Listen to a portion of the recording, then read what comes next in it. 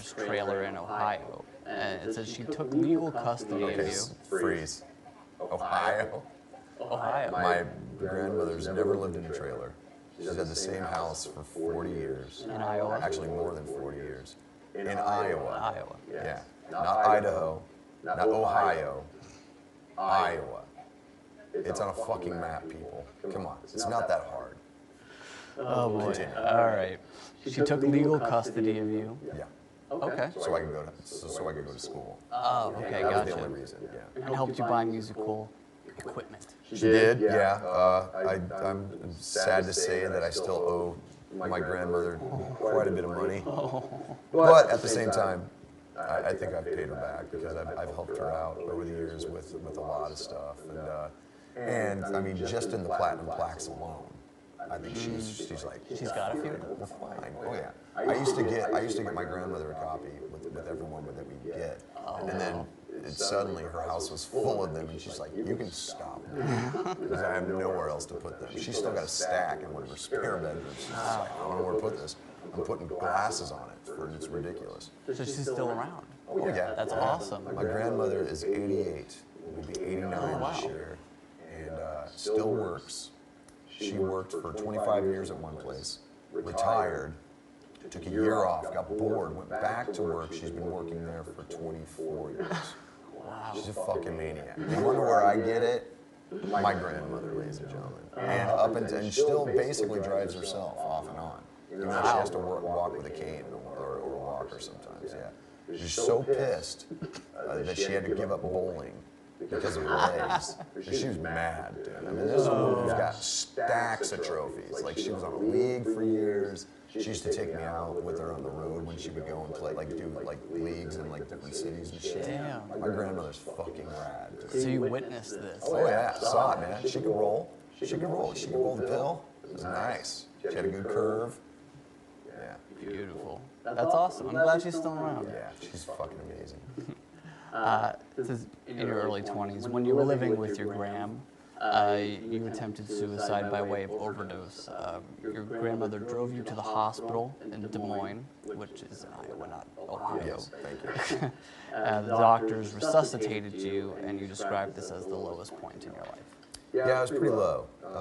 And, you know, obviously, well, I was 18 going on 19. Okay. So it was a little earlier than that. Okay.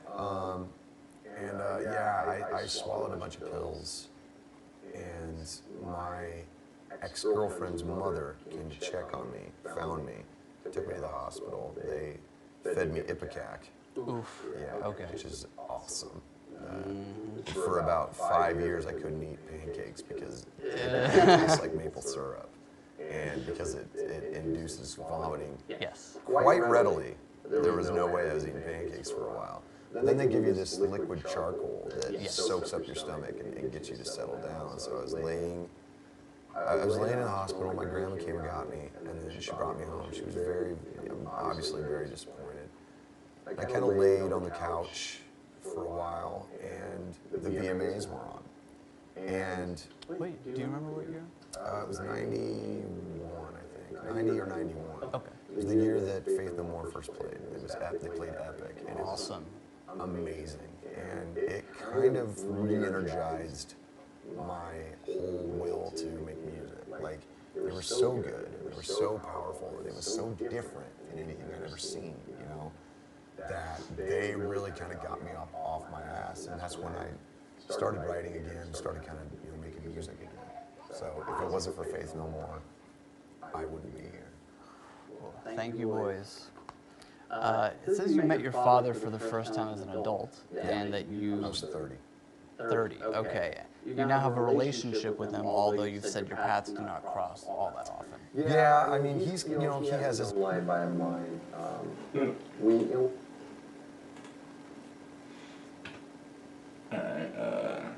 One last screen. Sorry, since that one ended, we'll start one last screen recording because the video's about to end. So we'll start one last one. Starting screen recording, one last screen recording, 3, 2, 1. Alright, let's go back into it.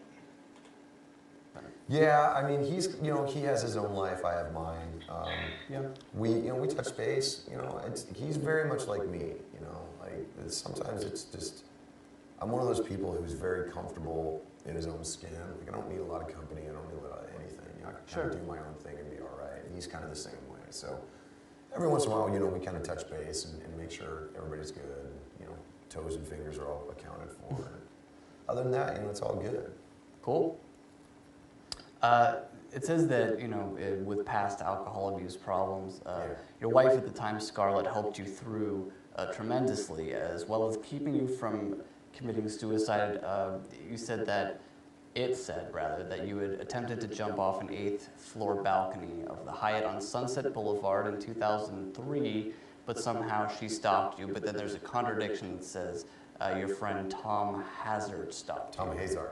Tom Hazard. Biggie T, yeah. If he hadn't grabbed me by the shirt, I would be a splatter on the pavement. So it was him who physically stopped you.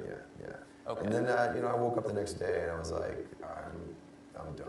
You know, that was the first time like I really committed myself to cleaning up. Yes. And I was clean for about 3 years. Started drinking again for maybe 3 years, and then I quit again about 6 years ago, and I've been clean ever since. So.